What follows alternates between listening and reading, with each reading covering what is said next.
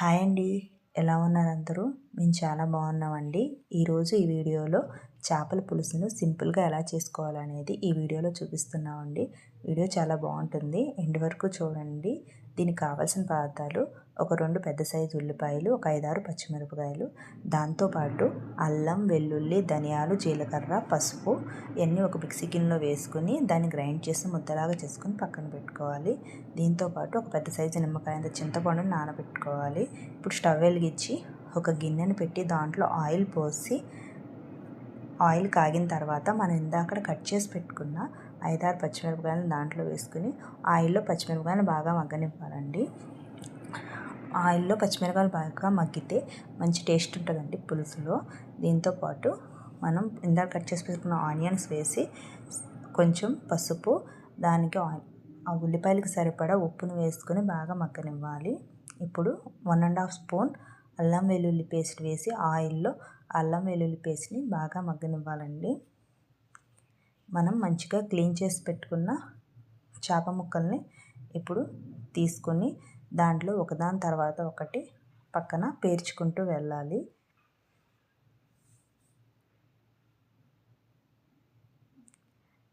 చేపల పులుసుని ఒక్కొక్కళ్ళు ఒక్కొక్క రకంగా చేస్తారండి. కొంతమంది పులుసు పోసిన తర్వాత ముక్కలు వేస్తారు, కొంతమంది ముక్కలు వేసి మగ్గిన తర్వాత పులుసు పోస్తారు.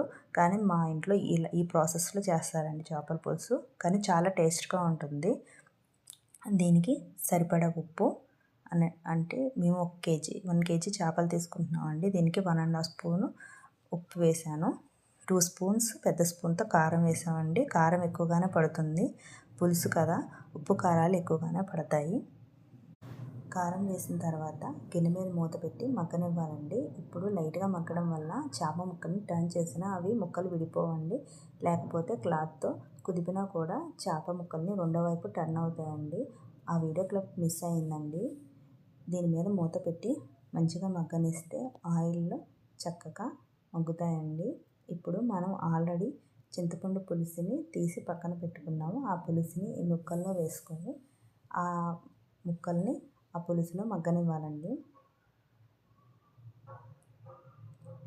మనం క్లాత్తో గిన్నెని ఇలా పట్టుకొని కుదపడం వల్ల ముక్కలన్నీ కదిలి చేపల పులుసులో ఆ పులుసులో ముక్కలన్నీ మంచిగా మగ్గుతాయండి.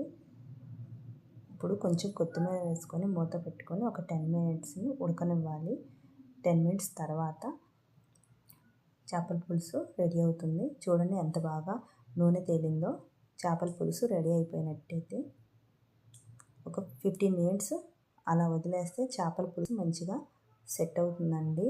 చూడండి ఎంత బాగుందో, ముక్క కూడా విడిపోకుండా ఉడికింది. చూడండి ఇక్కడ చూపిస్తున్నాము. మీకు కనుక మా వీడియోస్ నచ్చినట్టయితే ప్లీజ్ లైక్ చేయండి, షేర్ చేయండి, సబ్స్క్రైబ్ చేయండి, మమ్మల్ని సపోర్ట్ చేయండి. Thank you for watching.